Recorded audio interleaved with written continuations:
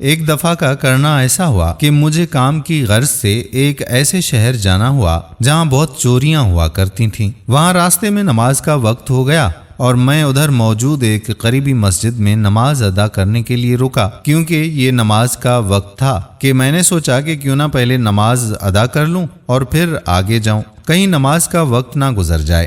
میں نے بائک سے اتر کر اسے اچھی طرح سے لاک کیا، مگر پھر بھی میرے دل کو دھڑکا لگا ہوا تھا کہ کہیں میری بائک چوری نہ ہو جائے۔ ابھی میں یہ سوچ ہی رہا تھا کہ وہاں سے ایک آدمی گزر رہا تھا۔ میں نے اسے کہا کہ کیا آپ کچھ دیر کے لیے میری بائک کی حفاظت کے لیے اس کے پاس کھڑے ہو سکتے ہیں تاکہ میں اتنی دیر میں نماز ادا کر لوں؟ لڑکے نے مجھے یقین دلایا کہ آپ بے فکر رہیں، میں یہاں آپ کی بائک کی حفاظت کروں گا، آپ بے فکری سے نماز ادا کر لیں۔ اس نے مطمئن کر دیا اور میں نماز ادا کرنے کے لیے مسجد کے اندر چلا گیا اور باہر وہ لڑکا میری بائک کی حفاظت کرنے لگا۔ میں نے یہ سوچ کر تسلی سے نماز ادا کی۔ نماز ادا کرنے کے بعد میں نے اپنی پرس سے 500 کا نوٹ نکالا اور سوچا کہ میں یہ پیسے اس آدمی کو بطور انعام ادا کر دوں گا۔ میں مسجد سے اٹھ کر باہر آیا اور باہر آ کر میں نے دیکھا کہ وہ لڑکا تو وہاں موجود نہ تھا پر میری بائک وہاں ہی موجود تھی۔ میں نے ادھر ادھر دیکھا،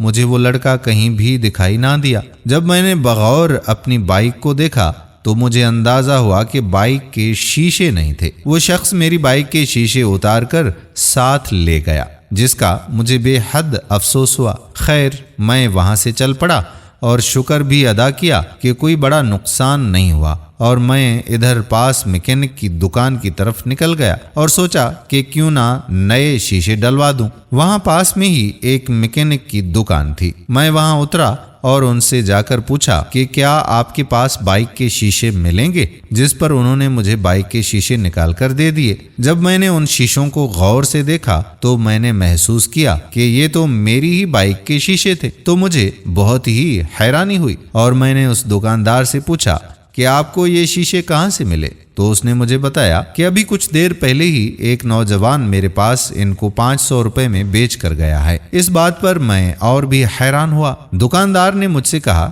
کہ اگر آپ کو یہ شیشے خریدنے ہیں تو یہ میں آپ کو 600 روپے میں دے دوں گا۔ خیر، میں نے 600 روپے دکاندار کو ادا کیے اور وہ شیشے لے کر میں اپنی بائک کی طرف واپس آ گیا، اور میں سوچنے لگا کہ اس شخص کے نصیب میں آج 500 روپے لکھے تھے، مگر اس نے یہ پیسے حلال طریقے کے بجائے حرام طریقے سے کمانا پسند کیے۔ دوستو، یہ یاد رکھنے والی بات ہے کہ ہمارا رزق ہمارے نصیب میں لکھ دیا گیا ہے، اب یہ ہم پر منحصر ہے کہ ہم اس کو حلال طریقے سے حاصل کرتے ہیں یا اللہ کو ناراض کر کے حرام طریقے سے اسے کماتے ہیں اور اپنی دنیا اور آخرت کو برباد کرتے ہیں۔ اللہ تعالی ہم سب کو صراط مستقیم پر چلنے کی توفیق عطا فرمائے۔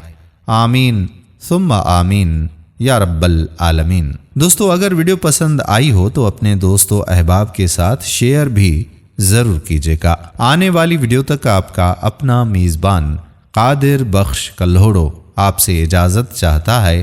اپنی دعاؤں میں یاد رکھیے گا۔ اللہ حافظ۔